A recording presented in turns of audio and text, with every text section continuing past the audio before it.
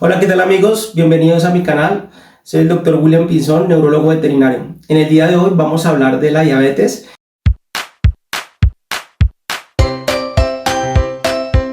La diabetes es una enfermedad de origen endocrinológico de elevada prevalencia en la medicina de perros y gatos. Se caracteriza principalmente por presentar signos muy similares a los de los seres humanos. La reconocemos como la enfermedad de las 6 P's por los signos que va a presentar.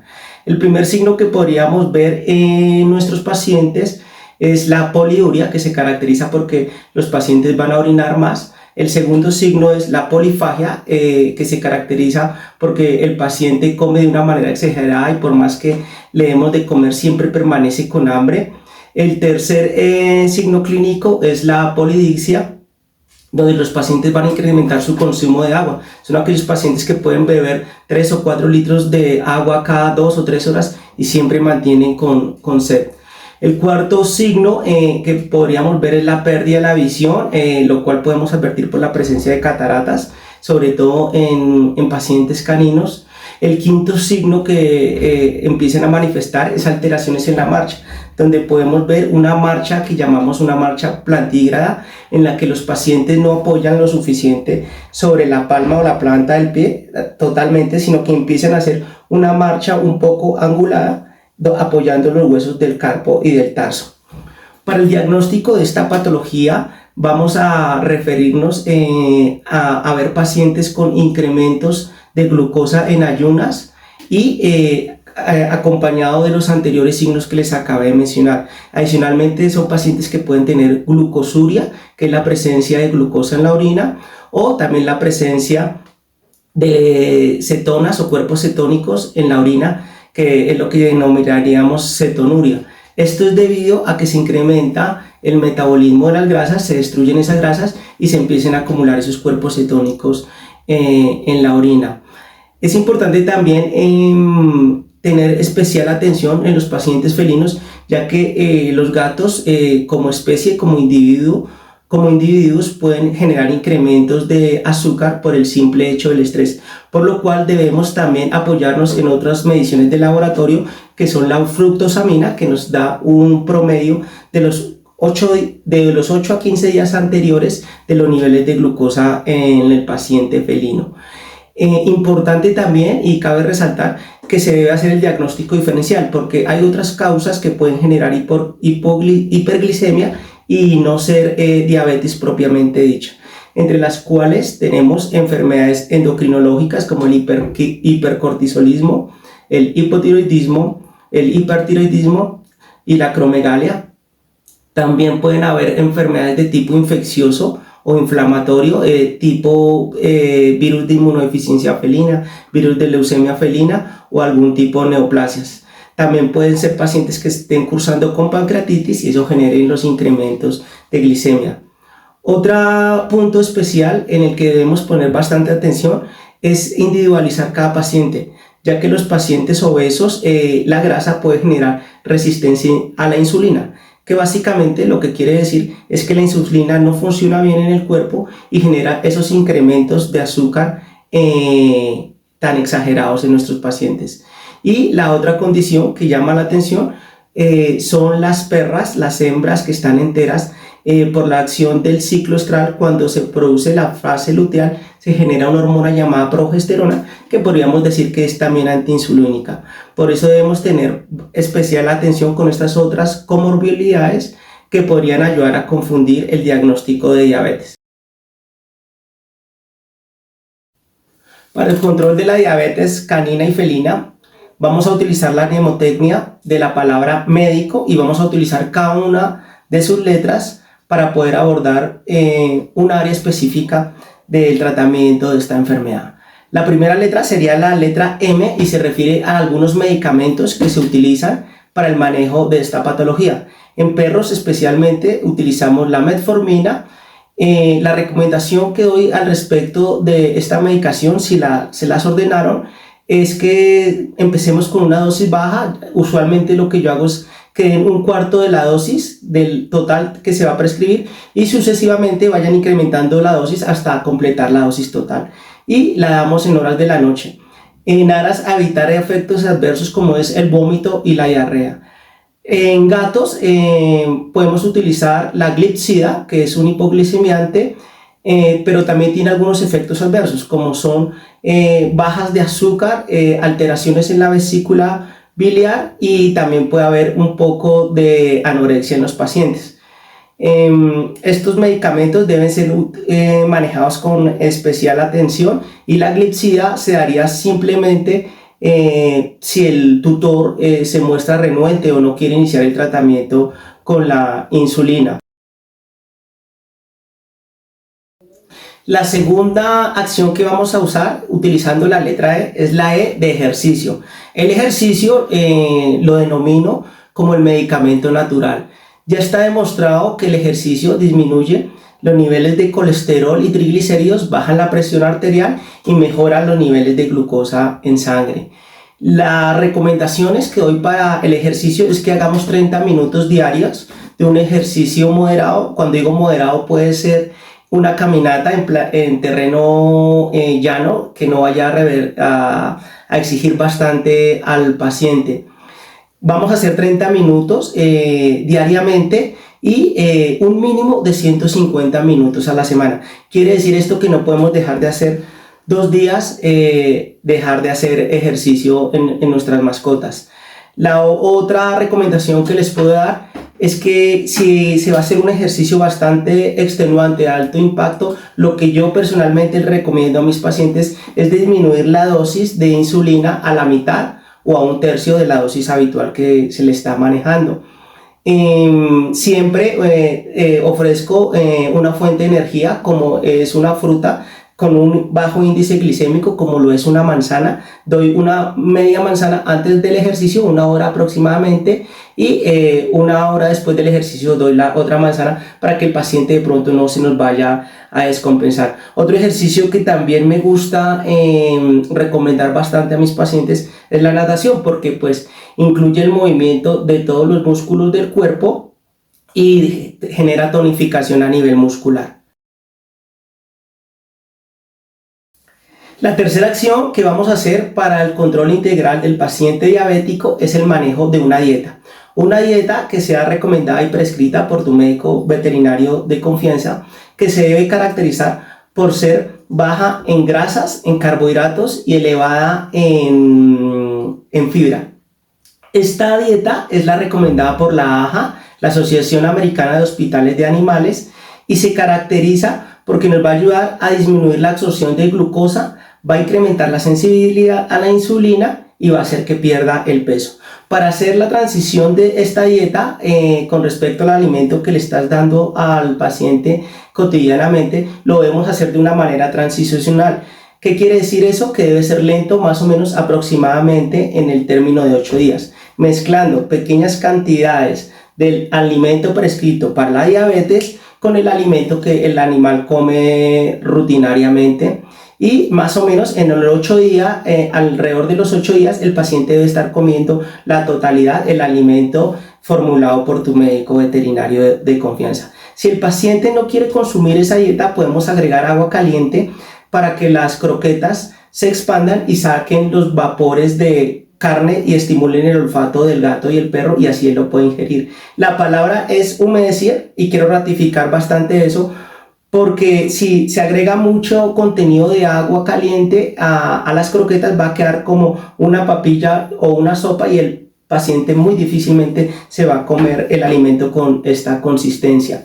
Debemos eliminar aquellos snacks que no son muy saludables como pan, pizza, hamburguesas, helados, dulces, porque esto definitivamente nos podría entorpecer el control de la glicemia en nuestros pacientes.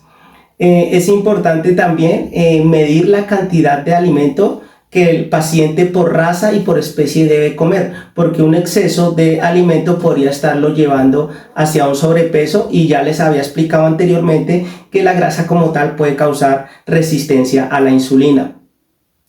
También el alimento debemos darlo de primeras antes de que se aplique la acción de la insulina, para que una vez cuando la insulina esté dentro del cuerpo tenga un sustrato sobre el cual actuar. Nunca debemos poner la insulina de primero, sino siempre debemos alimentar a nuestras mascotas de primeras antes de aplicar la inyección de insulina.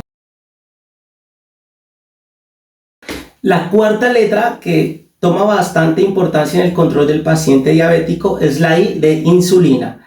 Entonces vamos a empezar por explicar la metodología para la aplicación de la inyección. La inyección debe ser por vía subcutánea, no debe ser intramuscular ni intravenosa, porque puede causar una baja de glucosa bastante drástica, lo cual sería un poco infortunado para el paciente.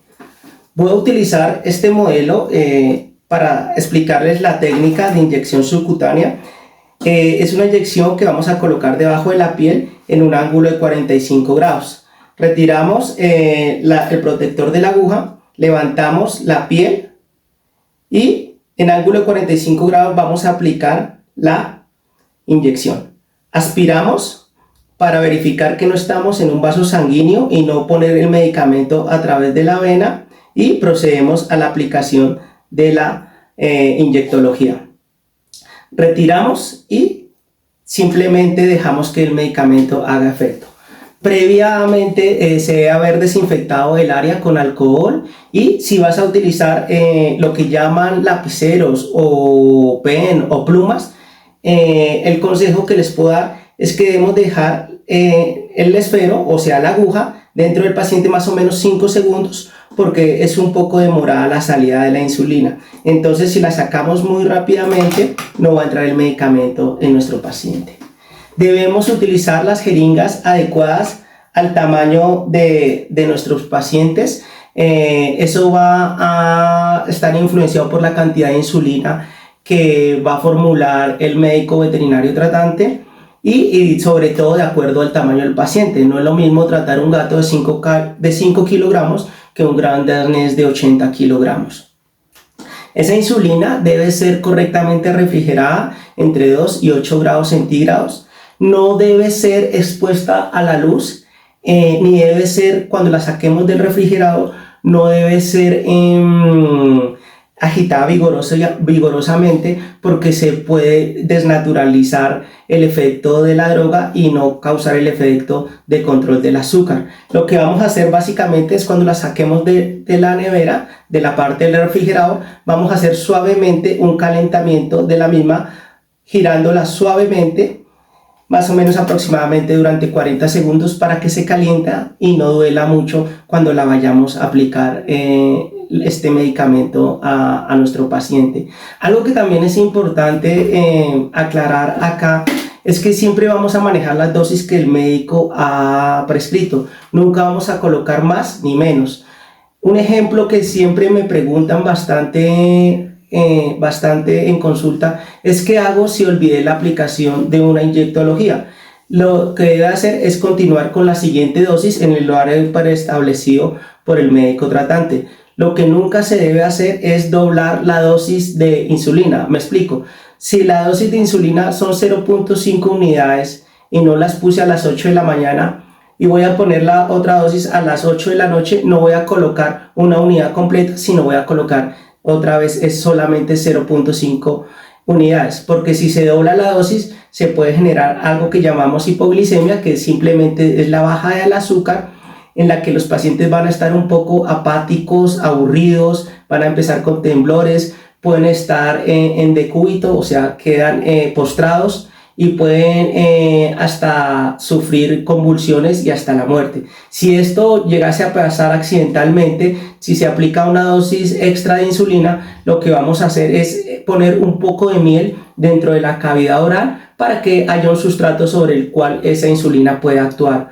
Lo que no recomiendo es lo que hacen algunos tutores, es que toman una jeringa, la llenan de insulina, la llenan de glucosa o de miel o de una solución azucarada, y le dan el jeringazo al paciente. Y esto a veces, si el paciente está un poco inconsciente y no tiene sus reflejos intactos, puede generar broncoaspiración y llevarlo a la neumonía.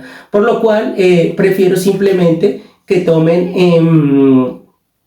que pongan un poquito de miel en la boca para que el paciente pueda tener ese sustrato sobre el cual actuar la insulina. Si vas a salir de viaje, importante que la insulina vaya correctamente refrigerada, no la vayan a poner en contacto directo contra el hielo, porque si se llega a congelar se pierden las características de esta insulina. La insulina puede estar alrededor de entre 2 y 30 grados centígrados. Si se congela ya no sirve, o si la temperatura se incrementa por encima de 30 grados, pierde su poder farmacológico. La apariencia de la insulina es una de las características que nos va a decir su calidad. Eso se caracteriza porque la insulina es de un color pues transparente, sin la presentación de grumos o con cambio de colores que puedan advertir alguna posible alteración en las propiedades de la misma. La otra letra que vamos a utilizar es la C de controles, y es de elevada relevancia que le hagamos controles a nuestros pacientes, en los cuales debemos incluir consultas habituales a tu médico veterinario de confianza, mediciones de laboratorio como son enzimas hepáticas, pruebas de funcionamiento renal, también podemos medir lipasa y algunas otras mediciones que nos pueden orientar de cómo está funcionando el tratamiento de nuestros pacientes. También podemos hacer hemoglobina o fructosamina, dependiendo del caso, si es un perro o si es un gato. Pero la mayor ayuda que le podemos dar a nuestros pacientes es realizando una curva de glicemia. Pregúntale a tu médico veterinario cómo hacer una curva de glicemia. Yo te lo explico de una manera muy sencilla. Básicamente es medir la glucosa durante el lapso más o menos de 12 horas cada 2 horas. Para hacerlo nos valemos de un glucómetro. El glucómetro recomiendo que sea veterinario, porque en relación al glucómetro humano puede haber alteraciones aproximadamente entre un 25 o un 30%, puede haber una diferencia, lo que nos alteraría el resultado. O también ya existen dispositivos de medición continua de glucosa. Estos sirven, pero son un poco más costosos, pero sí, y sirven aproximadamente solo durante 14 días. Y adicionalmente su sensibilidad disminuye cuando está por debajo de 100 miligramos por decilitro los niveles de glucosa. Para hacer las mediciones de glucosa en el paciente felino, vamos a hacerlo en los capilares de la oreja, acá, simplemente con una lanceta previa desinfección o una aguja. Vamos a puncionar una vena del pabellón auricular, dejamos que sangre y vamos a poner nuestro glucómetro para que pues, pueda tomar la muestra. En el perro podemos hacerlo también de la parte interna del labio. La única recomendación que haría ahí es limpiar muy bien el labio, porque se puede contaminar con saliva y alterarnos la lectura de la muestra. Como les digo, esa información la vamos a obtener cada 2 horas durante más o menos 12 o 24 horas, y lo importante es que esa información la podamos graficar. ¿Cómo la graficamos? Vamos a colocar en una línea vertical, vamos a colocar los niveles de glucosa que va a marcar nuestro paciente, y sobre una línea horizontal vamos a colocar el tiempo a las 0 horas, a las 2 horas, a las 4 horas, 6 horas y así sucesivamente, hasta que cumple 12 horas o 24 horas, de acuerdo a lo que hayas querido medir. Eso nos va a dar una curva, que es lo que realmente nos orienta a nosotros como médicos para decidir si el paciente necesita más insulina, si necesita menos insulina o cambiar la insulina. Entonces es importante hacer esas gráficas. Pregúntale a tu médico de confianza cómo puedes hacer esas gráficas, pero son muy sencillas, y aquí te dejo estos ejemplos para que puedas guiarte y hacer ese control. Adicionalmente podemos hacer un diario en el que podamos también describir qué cantidad de alimento consumió el paciente, cómo está el estado de ánimo, cómo está el consumo de agua y cómo está la micción, las cantidades de orina que está haciendo. Esto va a generar un perfil general e integral que le va a dar a tu médico una idea muy general de cómo está funcionando el tratamiento que estás haciendo. Estas curvas de glicemia toman una especial relevancia, repito, en pacientes felinos. ya que por el estrés que manifiestan estos individuos pueden verse incrementados los niveles de glucosa de manera falseada cuando sean hechos en la clínica veterinaria por el estrés que sienten los pacientes cuando están dentro de las veterinarias. Por último, los objetivos. ¿Qué objetivos nos vamos a plantear en el manejo del paciente diabético? Lo que usualmente intentamos alcanzar es disminuir la severidad de la signología clínica, es decir, que el paciente no tenga tanta sed, no orine bastante, no tenga tanta hambre, evitar que empiece a presentar cataratas o alteraciones en la marcha o que pierda peso exageradamente. Y que la glicemia, los niveles de glicemia más o menos estén en un rango entre 100 y 250 miligramos por decilitro. Estos objetivos pues los alcanzamos mediante el concurso de todas las personas responsables de la mascota, como son el tutor, el médico tratante. Se requiere a veces un equipo interdisciplinario en el que intervenga un médico endocrinólogo, un médico nutricionista, para poderle dar la mejor calidad de vida al paciente. Cualquier inquietud, recuerda que puedes comunicarte con nosotros. La última palabra siempre la tendrá el médico veterinario tratante. Estos son simplemente consejos y sugerencias, pero el tratamiento es individualizado para cada tipo de paciente. No es lo mismo tratar un paciente que el tutor está todas las 24 horas con él, al paciente que se ve con el tutor solamente una hora en la noche cuando llega del trabajo.